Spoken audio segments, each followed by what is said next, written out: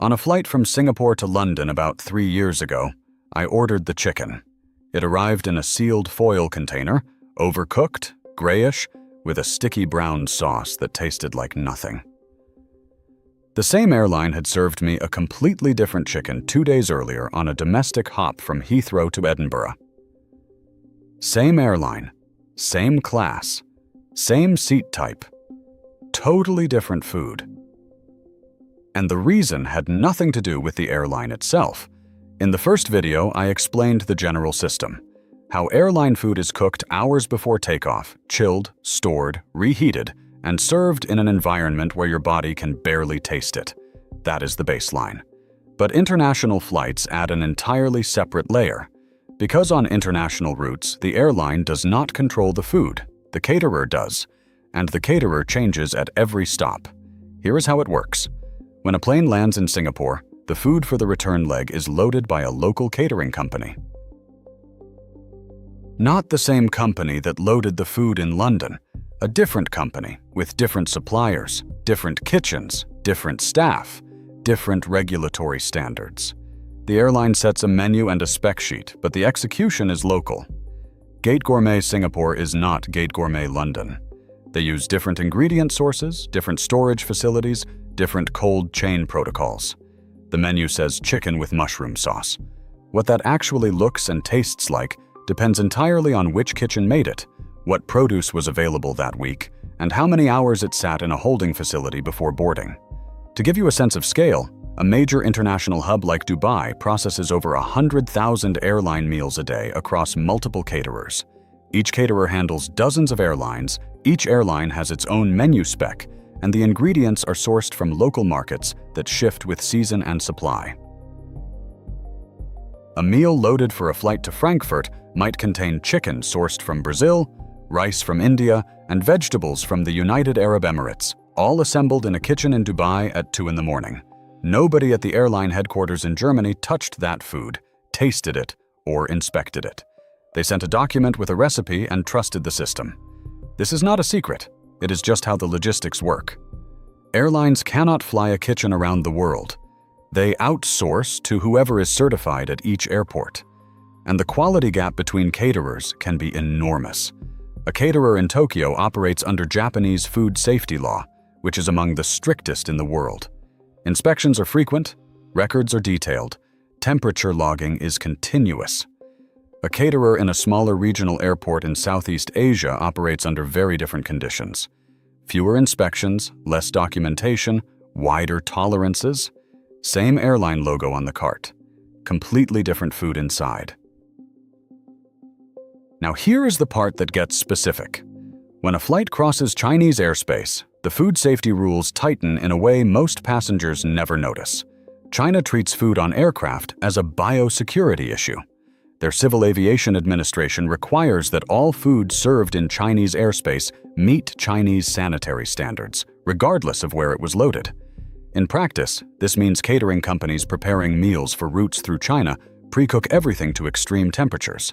Extended thermal processing, usually 90 degrees for a minimum of 10 minutes, even if the food is already cooked. The result is food that is technically safe, but nutritionally stripped. Proteins denature further. Vitamins break down. Texture collapses. A flight attendant who worked Singapore to Beijing routes for over a decade told me the crew learned to recognize the China spec meals by look alone. She called them safe, but dead. That same flight attendant showed me her routine. Before every Asia rotation, she packed her own food. Boiled eggs, rice, almonds, dried fruit. She stored it in a thermal bag in the hotel freezer the night before. On a typical 5-day rotation covering Singapore, Beijing, and back, she would eat her own food for every flight and only eat from the hotel or local restaurants during layovers. She said passengers sometimes asked why crew brought their own meals. She said it was not about being picky. It was about knowing what goes into the food at every stage. When you have watched the loading process at different airports, when you have seen a caterer in one city operate with gloves and temperature logs, and another operate without either, you develop preferences. She also mentioned something I found interesting. On routes where the food is loaded from a high-standard caterer, like out of Tokyo or Zurich, crew are more willing to eat the airline meals. They know the source. On routes where the loading happens at airports with a less consistent track record, they default to their own supplies. It is not fear. It is pattern recognition. But it is not just the kitchen. It is the cold chain. On long-haul routes, food may be loaded at the origin, partially consumed on the first leg, stored on board during a transit stop, and then served again on the second leg. The temperature control during ground time is critical.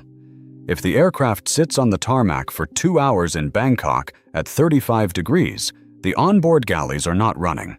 The food sits in carts in ambient temperature. Airlines have protocols for this: time limits, temperature thresholds, discard rules. But enforcement varies by station, by crew, by day. Some stations have ground staff who check cart temperatures with probes before reloading. Others rely on visual inspection and timestamps printed on stickers. A logistics manager at a Middle Eastern carrier told me the biggest variable in international food quality is not the recipe, not the airline, not the class. It is the ground time, how long the food sat, where it sat, and whether anyone checked. He said the difference between a 2-hour turnaround and a 4-hour turnaround in a hot climate can be the difference between a meal that is safe and one that should have been discarded. This is why experienced crew on long routes tend to eat their own food, eat at the stopover hotel, or eat selectively. They choose sealed items, bread rolls, fruit, cheese, bottled water. They skip the hot meals on the second leg of a multi-stop route. Not because of a conspiracy, because they understand the supply chain well enough to know where the weak links are. And here is what this means for you. International airline food is not poison. It is not dangerous in any systemic way. Millions of meals are served safely every day. But the quality, the freshness, and the nutritional value vary wildly depending on where the food was loaded, what standards applied, and how long it sat before reaching your tray. Once you understand that, you stop treating the meal as a given and start making decisions. Eat before a long flight. Bring backup food. Choose sealed items over hot meals on routes with long ground times. And if the crew is eating their own food, consider that a data point. Food and comfort are engineering problems. But safety, that is a different game entirely. And the marks on the wing of your plane, the little stickers and symbols most passengers walk past without a second look, they tell a story. A story about what that aircraft has been through and whether anyone is paying attention. That is next. That is